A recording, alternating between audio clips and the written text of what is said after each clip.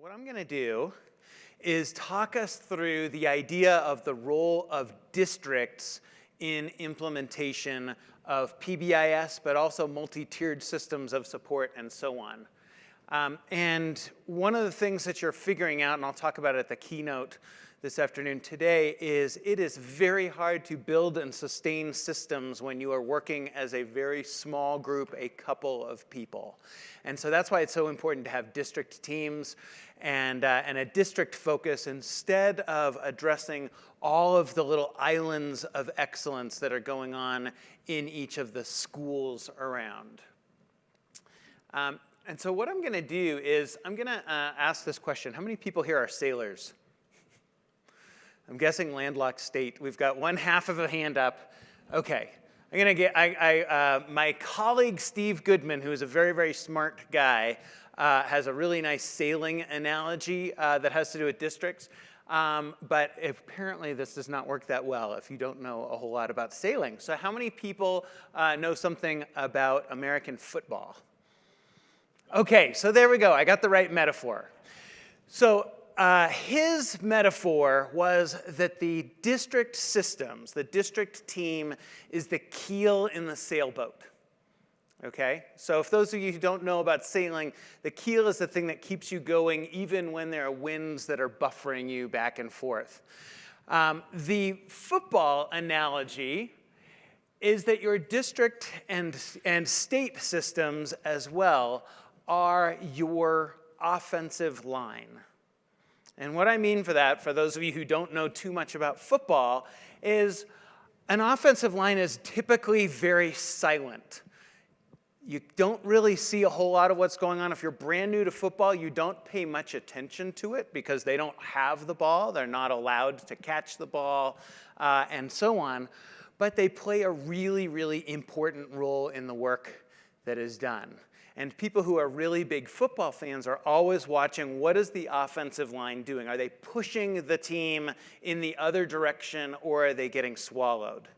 And the issue is this lines up really, really well with district teams, because if you don't know a whole lot about football, or you don't know a whole lot about district systems, then it just looks like you have a star quarterback and a star running back and a star receiver. And when things are going well, they are throwing the ball way downfield, or they're running through giant holes, and it just looks like they are unstoppable. When you don't have a good offensive line, your running back is getting caught in the backfield, your quarterback is under pressure, and so on.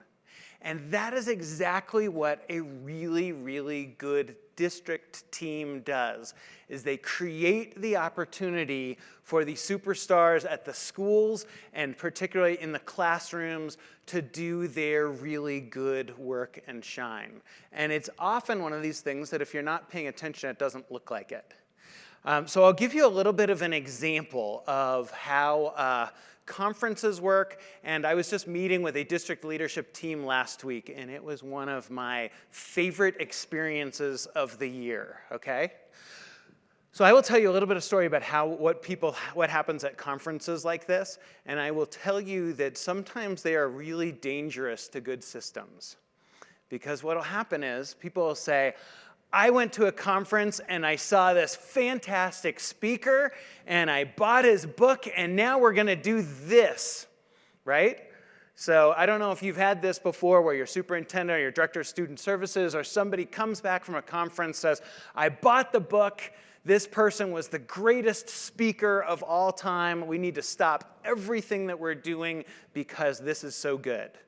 And unfortunately, and as Nancy would probably describe, it is often not evidence-based. It could be really good ideas, but you often got buoyed by by how compelling the speaker was as opposed to how good the ideas were. So last week, I was sitting in a district leadership team meeting, and a director of student services said, hey, something really interesting happened.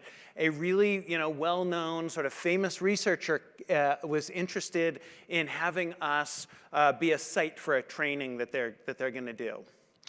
And I was thinking this is neat because they're giving us a whole year of professional development and they're offering it for free. And he said, I want to know whether it actually lines up with our district goals, whether it addresses a problem that we have already identified, or whether it would actually distract us from implementing the systems that we already have committed to and already have in place.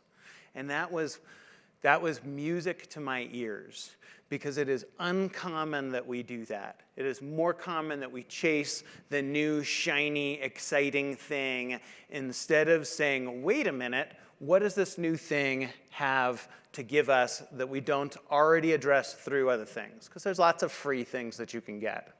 And that is a really good example of an offensive line. Because if they'd brought this in, then you would have teaching staff being confused and saying, I don't know, I thought we were doing PBIS, but now we're doing this thing, and I don't know how this thing relates to that, and this district doesn't seem to have any consistency, and so I might as well just do whatever the heck I wanted to do anyways. That would look like a star running back getting squashed in the backfield instead of being able to run. So the main goals of district systems in PBIS are two things. Number one, it's to build capacity of the individual school teams to implement PBIS. And when you start thinking about implementing the critical features of PBIS, you ought to be thinking about fidelity of implementation and making sure they're implementing the parts that are most likely to work. The other part is to remove those barriers, including competing initiatives. So sometimes, I know I've got some state people around here, but sometimes one of the wisest things a district team can do is to push back against a new state initiative by describing what they're already doing that's addressing the goals of that initiative. Right? It's not saying, no, we're not doing it. It's saying, hey, we actually already have this. You have a state anti-bullying initiative. We're actually doing that work through our PBIS or through our MTSS initiative. So can you give us a little bit of flexibility with the curriculum we're using, because we actually think we've got something that's going to work really well. So that's that barriers are acting as a buffer. And sometimes school principals will act as a buffer with district things. And then the hope is if you've identified a really good mission for the district and some really good long-term goals, that people are buffering against things that are irrelevant so that they can do the good work, as opposed to buffering against things that work so that they can do irrelevant things. So you might be asking, boy, we really like the TFI, the Tiered Fidelity Inventory, and that is a really, really cool thing for our schools to use. What about for us as a district, or what about for us as a state leadership team? The good news is there is a fidelity of implementation tool, and it has a few different names, but it's related to what's called the PBIS Implementation Blueprint. So how many people have, raise your hand if you have seen or heard of the Implementation Blueprint? Okay, a few of you out there. It has been around for a long time, but we have just revised the self-assessment version of it, this self-assessment tool that leadership teams can use to assess how well they're building capacity and removing barriers to implementation. One of the reasons why I'd asked about that is I'm going to share a little bit of research, and then I'm going to introduce you to this tool and give you a little bit of a sense of what you can do to get going with it. And I'll be a little bit flexible with this group. I knew we were going to be a little bit smaller to have a little bit of a sense of what would work for you all. So to know that, and to have a little bit of a sense of what we're building capacity for and what are the core critical features for systems implementation, I wanted to share with you a slide that summarizes about 12 years of research that a team that I work with and some others have been doing. And it looks at what are the most important variables to achieve sustained implementation at 3 different levels. One level at the school, one at the district, and then one at the state. And I'm going to say right away, we know a whole lot about implementation at the school, sustained implementation. We know some about sustained implementation at the district, and we know just the littlest bit in terms of evidence for what states can do best. So I'm going to describe it as we go across here. They are color-coded based on research studies that are available, so there actually is evidence for these. So there are a few things that are important at the school level, and you'll see them across here. Number one, the best thing that we have seen across all of our research is the quality of the team implementing the systems. Okay? So right here, effective and efficient teaming. When you have an initiative that is led by one person and one superhero alone, you are at dramatic risk of losing that sustained implementation when that champion goes. So one of the key things to be thinking about as you do this is, are we relying on one person to do this? And what would happen if that one person were to leave our school, leave our district, leave our state? Would we still be able to do it, or would we be going, gosh, it was really great when we had Ashley, now what do we do? Okay, another thing, collecting and using data for decision making. And for PBIS, what we're talking about is fidelity of implementation data, how well are we putting the critical features in place, and then also student behavior data. So whether that's discipline data, suspension data, school climate data, any of those. And you might be thinking, is that also true for our academic RTI or MTSS systems? And that is absolutely just as true. Next one here, interesting. Sharing data with the whole staff. So not just collecting it, not just using it for decision making, but actually feeding it back out to people. And that is critically important if those people are actually actively involved in data collection, which is often happening in our systems. So I want to know that if I am spending the time to write up an office discipline referral for a student, that somebody is actually taking that information and changing what we're doing based on that. That's going to be the same for when I'm using collecting academic benchmarking data 3 times a year or 4 times a year, depending on how you're doing that. And then the last one is implementing classroom PBIS systems. It is unfortunately a little common, and I will take blame for this from being from the National Center, that we have gotten people into the idea of a misrule that when we do training to make it safe, to make it comfortable for everybody, we start by saying we are going to focus on changing the environment, teaching expectations, rewarding behavior, responding to behavior only. We're going to start with the common areas, and then we'll move into classrooms.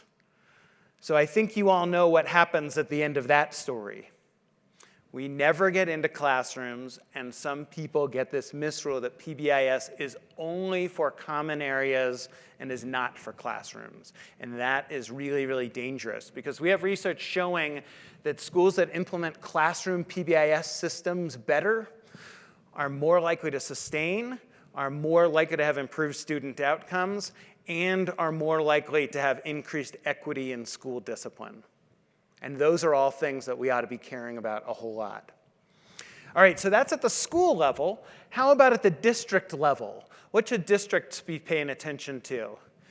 Number one, having a coherent training system at the district, okay? So that you have built either the capacity to train on your own or an easy way to contract out to get training. Because remember, for training, you don't necessarily need to have somebody on demand on the phone all the time. You just need to be able to get good quality training done and have it be done with a predictable scope and sequence that's effective. District coaching, though, is a little bit different. In this case, because this is ongoing, regularly happening, you're going to need to invest in FTE or person time to be able to be on the ground coaching, primarily coaching school teams is what we've seen, although those who are able to do it, being able to push into the classroom for classroom instruction is really, really key as well. The other thing, too, is here is sort of outsiders standing up training you, kind of like I'm doing, and then there's coaches who are coming in and facilitating and helping make sure you're doing all of those things that are key. The third part is getting all of those teams together in a community of practice where they can share ideas horizontally as opposed to vertically. So if you're not familiar with that, what that generally looks like is getting all of your school team facilitators together and coaches together and talk through what are some successes you're having, what are some challenges you're running into, what are some obstacles that you're planning to try to overcome. And more often than not, another school over here says, oh yeah, we had that problem before, and here's how we fixed it. That might be useful for you. And that becomes important as well when you're cutting across districts. Particularly, one of the things that we're learning, particularly about high school implementation, is it's really hard to have a community of practice when you have one high school in your district and they all just look at each other. It's great when you have the 8 elementary schools all get together because they can say, oh yeah, we had this problem with lunch and we had this problem over here. And meanwhile, the high school team is sitting there going, yeah, but we're different. Right? And they are different. High school is different from elementary school. And so trying to figure out how can you pair with other people around, or how can you as a state get communities of practice for those smaller schools as well. And that's also going to be important for networking charter schools together as well, because so often they feel like little islands around that are totally disconnected from everything else. And one of the things we know about that for charter schools is it's very easy to get systems up in place, and it's very easy for those systems to disappear because of those larger systems supporting it. And then the last part here, having model sites for people to visit, whether that's other administrators who are interested in seeing how it goes, whether it is teams that want to kind of figure out whether they're doing it right or not. It could be that people from the outside want to come in. So you've got the school board says, we want to see about what this PBIS looks like. And I think it connects really, really nicely with, I think Nancy was such a good setup for this morning for talking about this, because the idea of dispelling misrules that, oh, PBIS makes all of these robots who all walk like this and are very silent and joyless in school. And to be able to have a model site where students are actually happy and excited to be there, that completely dispels that. And it also dispels that notion of, well, that's different. They can't do it out here, right? We can't do it in our district because our district is different from all of the other districts around the world.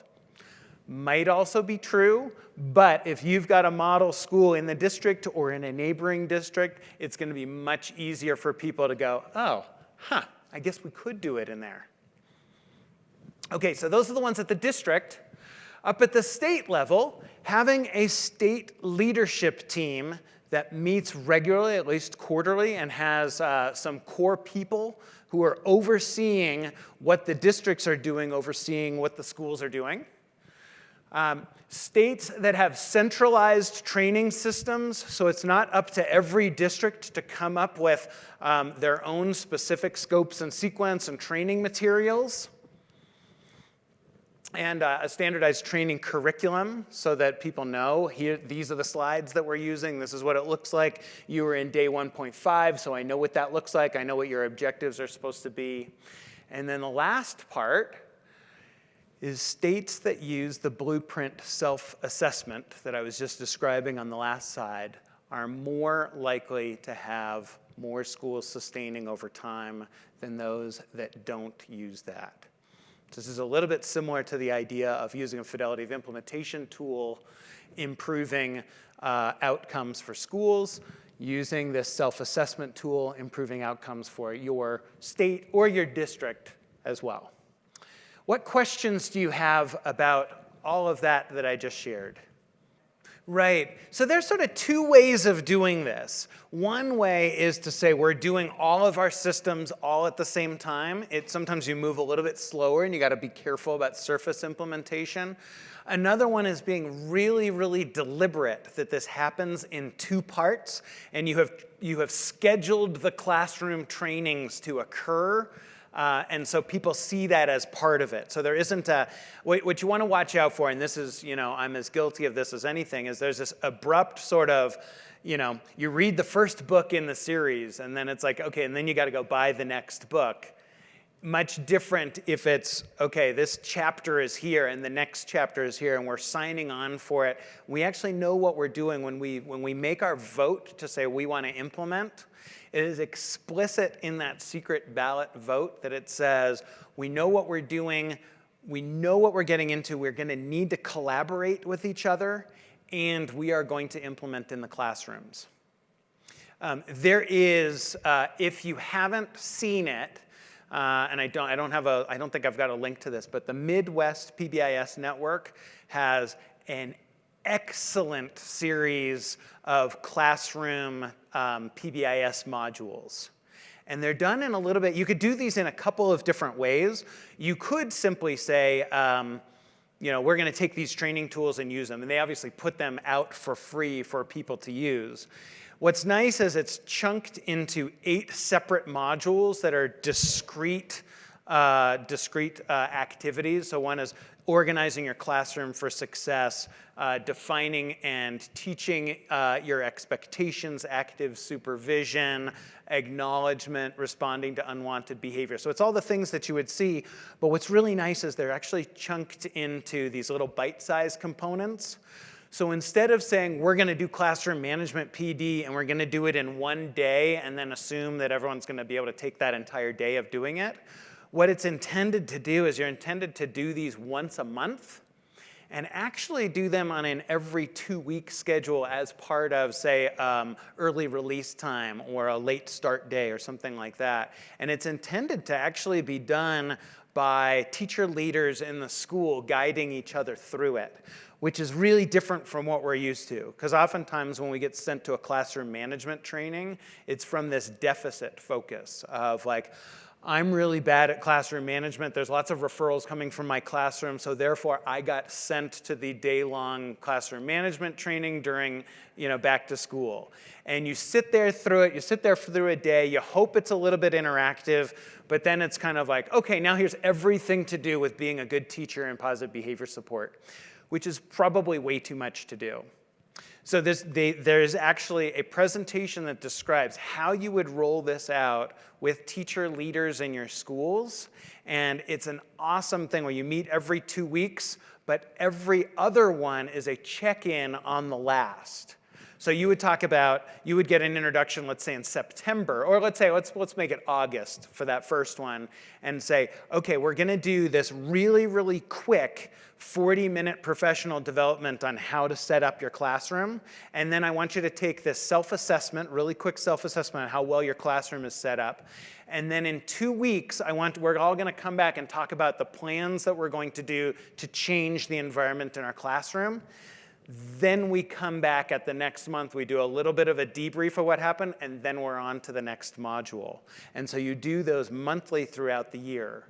And I think the challenge that we run into is we're used to a little bit of this trainer of trainers model in PBIS, where it's kind of like the teams get trained to do stuff, which works really well for non-classroom areas, works really well for school-wide lesson plans.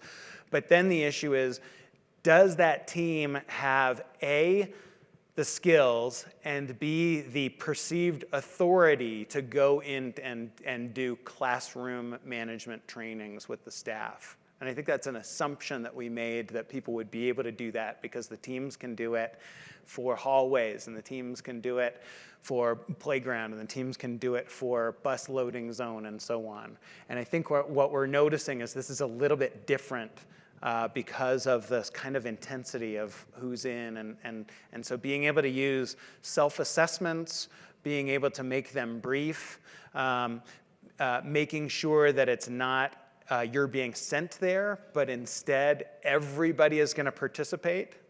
And so what that often means is if you're good at something, for example, if you feel like you've set up your classroom really well, the physical environment, then the point of that is you might actually take the lead in that lesson, or you might actually share out how you changed your in-classroom transitions for those to move in those different ways. Yeah, so what you're describing, just so I can catch it on camera, is the idea of how do we get over that speed bump of actually getting people to open up and talk about changing their classrooms.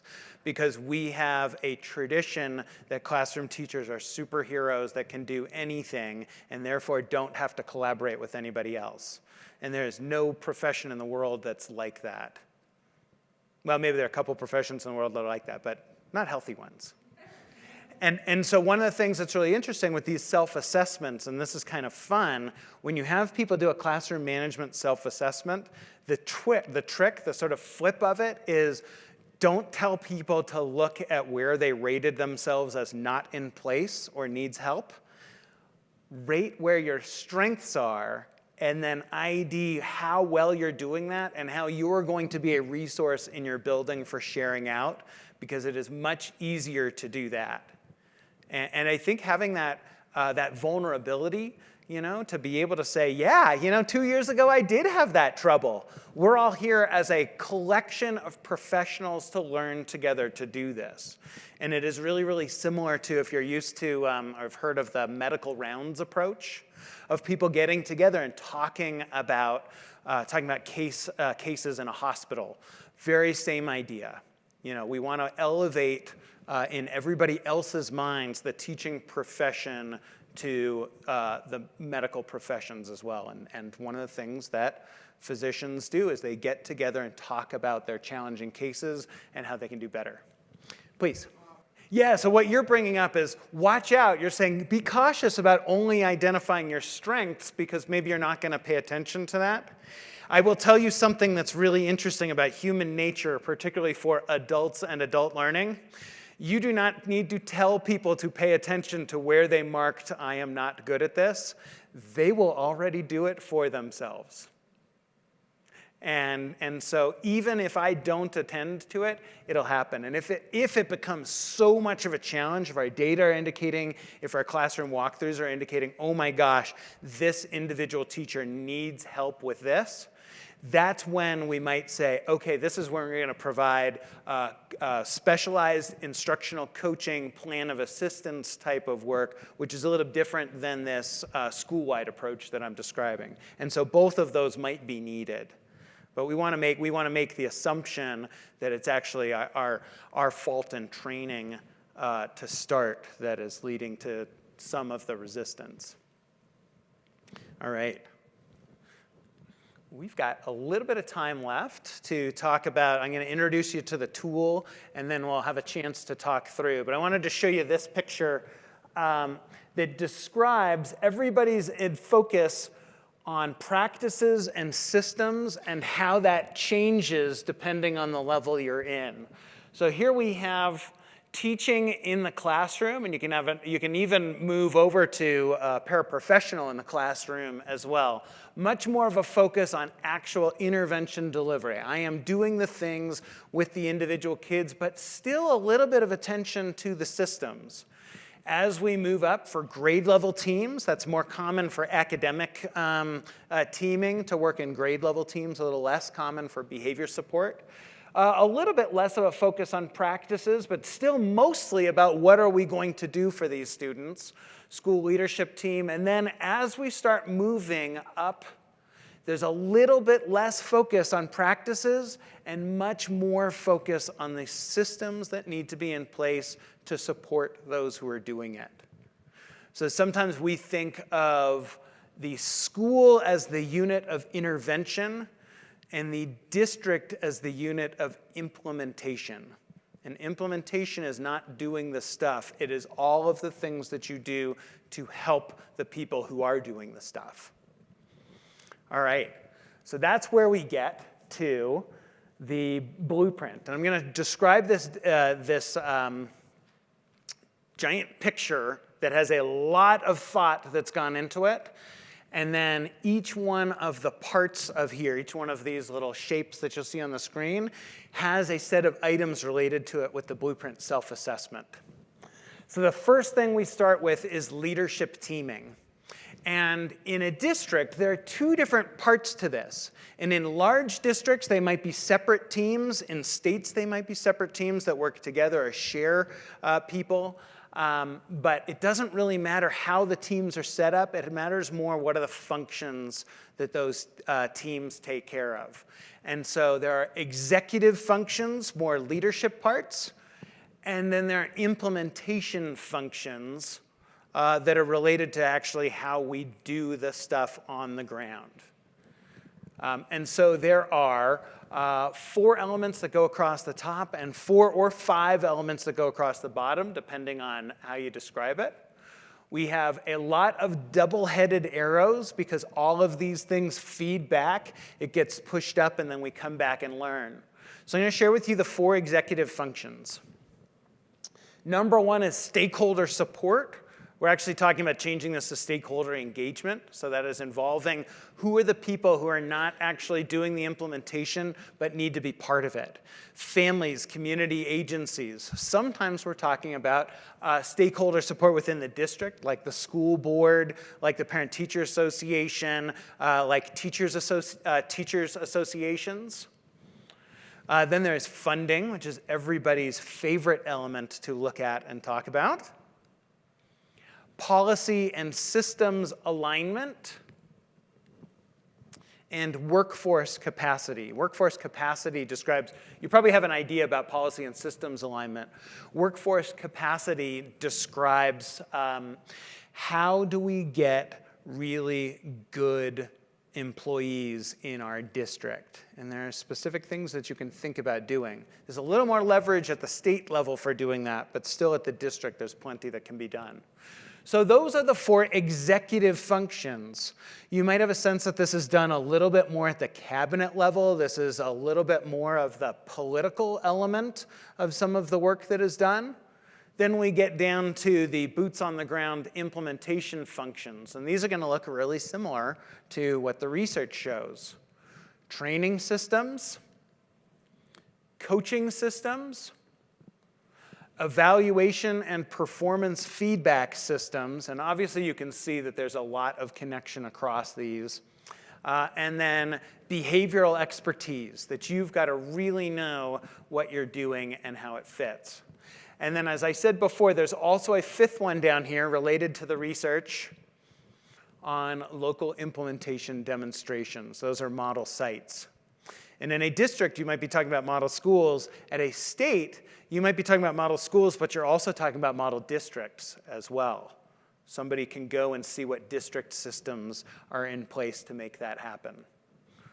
Don't worry, no more shapes show up on here. We're safe. But I do want to show you another picture here of what this leadership teaming looks like, because we tried to keep it generic enough that people are focusing on function instead. Here is one very complicated picture, but I only want to describe you part of this.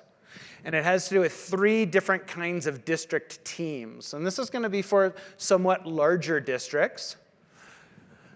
So here is your cabinet team. So most people are familiar with what the superintendent's cabinet or the leadership cabinet is going to have.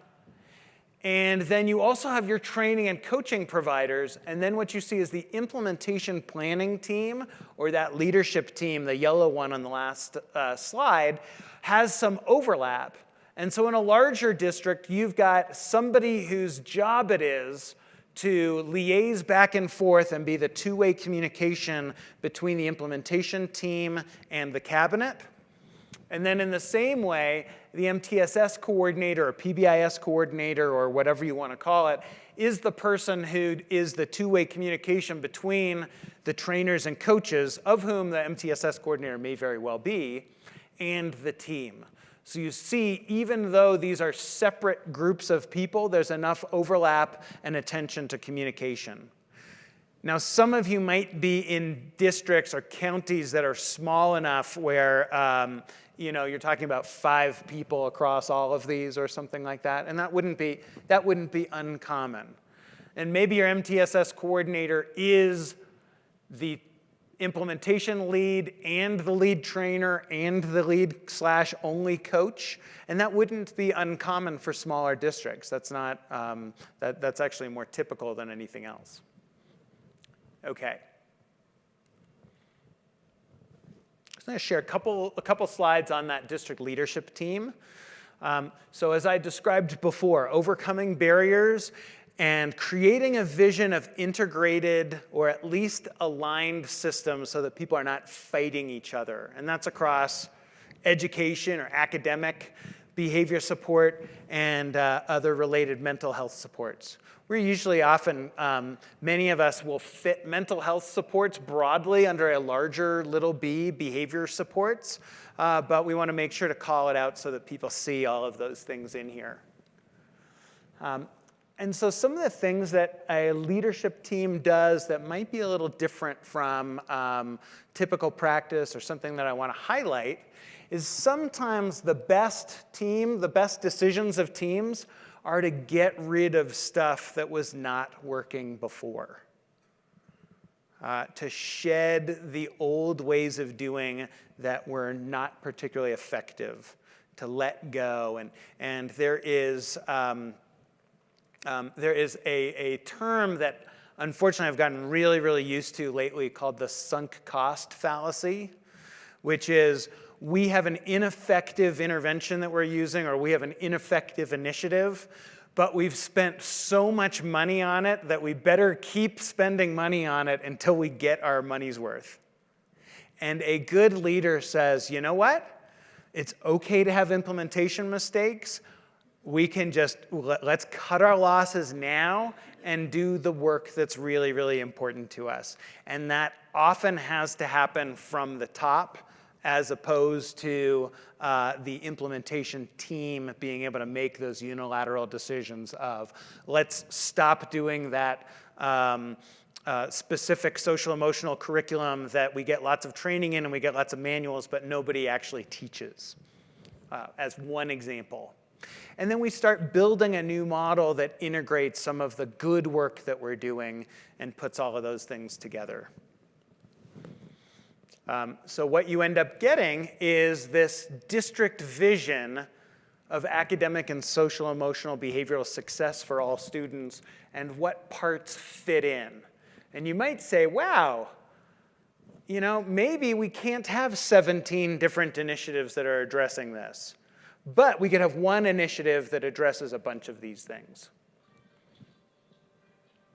All right, that's my 5-minute warning, I think. Perfect.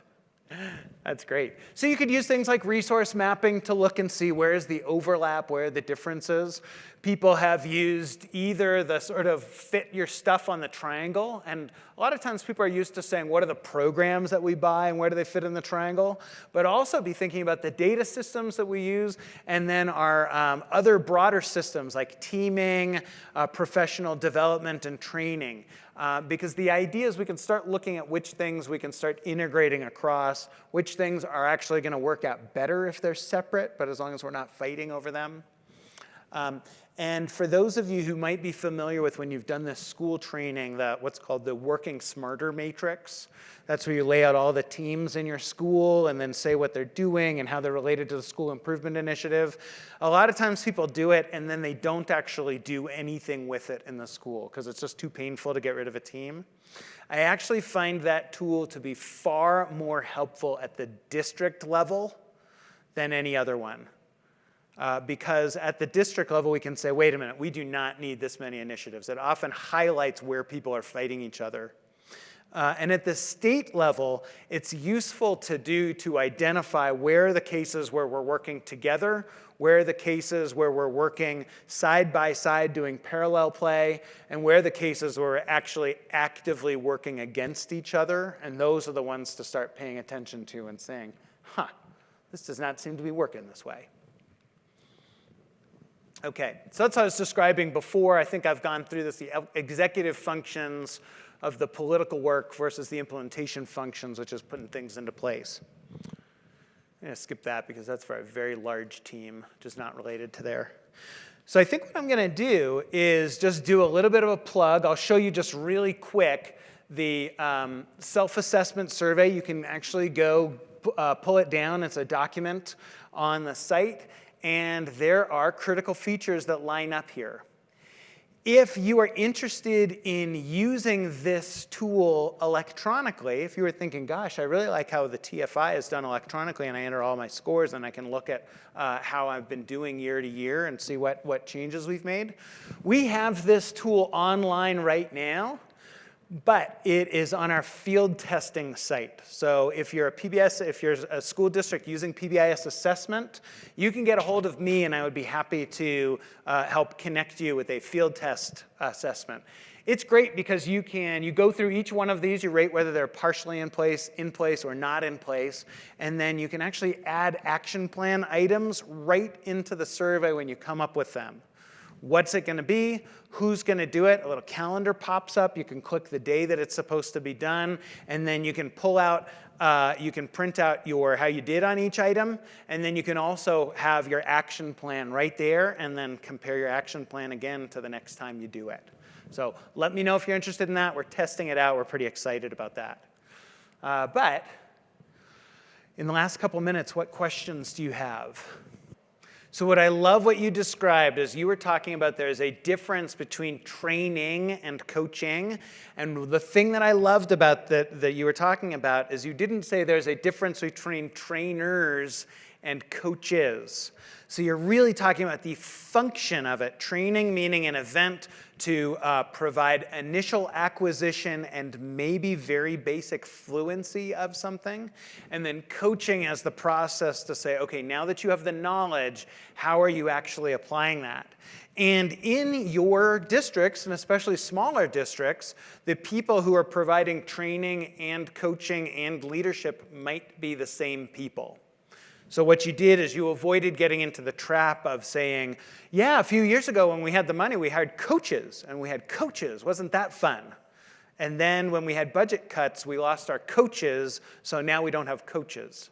Instead, you're saying coaching as a thing, but is separate from the initial training that happens. We all know that coaching is so important, but it can be fairly expensive to figure out how to do. And that's where a district leadership team can say, you know what? We are not going to do well with any of our initiatives until we have coaching systems in place. Absolutely. Absolutely. It is all out there, and yet it is really, really easy to check something off the list to say, we're going to get everybody trained.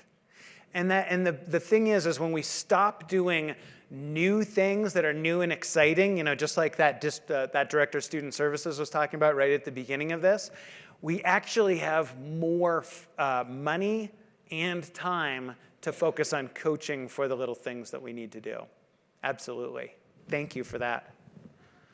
And I think that with that, our time is up. I would encourage you to chat with me about this. If you are at, many of you are at the district level, I would encourage you to come to the meeting that Ashley and I are facilitating to talk into a little bit more detail specifically about how to actually make this happen.